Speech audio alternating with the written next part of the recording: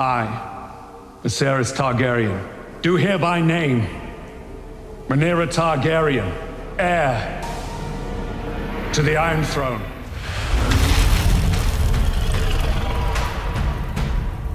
In the final season of Game of Thrones, Daenerys Targaryen burned King's Landing to the ground. That fire started 172 years before she was born, because the woman who lit the match and the family that broke itself in half to put her on a throne were all set in motion by one decision made in House of the Dragon. One king, one daughter, one civil war that never really ended. This is how Rhaenyra Targaryen becomes Daenerys Targaryen. 6 generations, one bloodline, and one of the most cursed family trees in television history. Let's start with what most people get wrong. Rhaenyra isn't Dany's grandmother. She isn't her great-grandmother either. Rhaenyra is Daenerys' 6th great-grandmother. That's great 7 times over, which means everything happening in House of the Dragon, the dance, the dragons, the betrayals, is ancient history by the time Dany is born in a storm on Dragonstone. But every single thing that happens to Dany traces back to Rhaenyra, including the madness. Here's the spine. Rhaenyra has 2 children with Daemon that actually matter, a boy named Viserys and a boy named Aegon. Aegon's line eventually dies out. Viserys is the one who carries the bloodline forward. Viserys II has a son named Aegon IV. History remembers him as Aegon the Unworthy. The nickname is generous. He sleeps with anyone who breathes, fathers dozens of bastards, and on his deathbed legitimizes every single one of them. That one decision creates the Blackfyre Rebellions, 5 separate civil wars. The Targaryen dynasty almost ends right there, but it doesn't, because Aegon the Unworthy's son Daeron II holds the realm together long enough to pass it down. And this is where the bloodline starts narrowing. Daeron's grandson is Aegon V, the unlikely king, a boy who was never supposed to inherit anything, but every Targaryen ahead of him died, and suddenly the crown landed on his head. Aegon V has a son. That son has a son. That son's name is Aerys II, the Mad King. This is where the story you actually know begins. Aerys marries his sister Rhaella.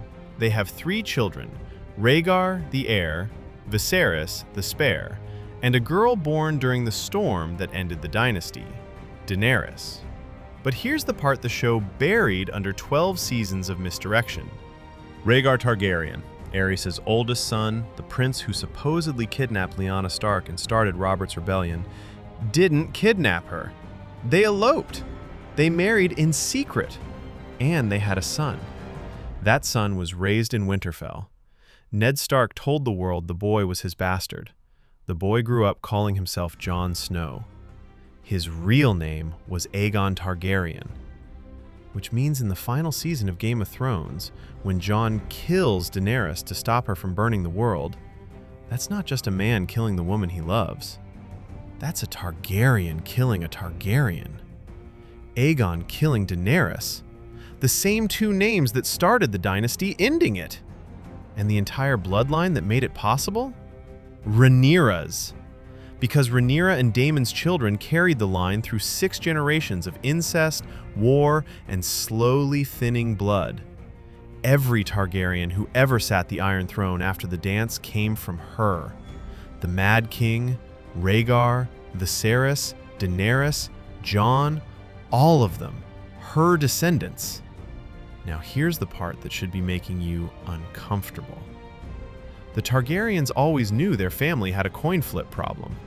Every time one was born, the gods tossed a coin, greatness or madness.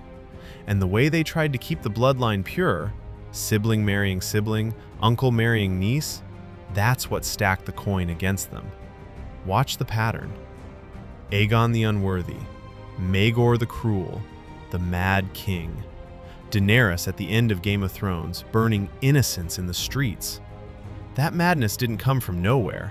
It came from a family that kept marrying itself for 300 years. And the moment it gets dangerous, It's right there in House of the Dragon.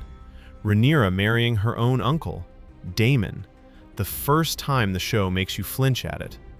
That marriage produced the line that ends in Daenerys.